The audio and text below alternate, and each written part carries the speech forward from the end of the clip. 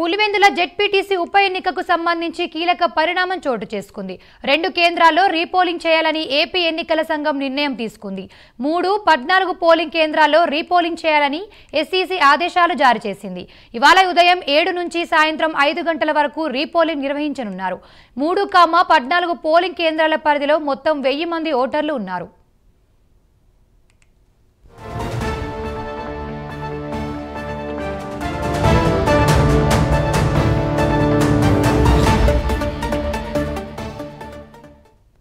కడప జిల్లాలోని పులివెందుల ఒంటిమిట్ట జెడ్పీటీసీ స్థానాలకు నిన్న ఉప ఎన్నికలు జరిగాయి.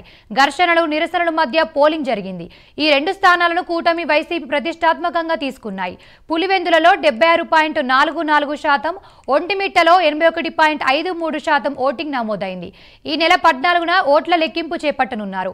పులివెందులలో మొత్తం 11 మంది అభ్యర్థులు బరిలో నిలవగా మారెడ్డి లతారెడ్డి, హేమంత్ రెడ్డి మధ్య ప్రధాన పోటీ నెలకొంది.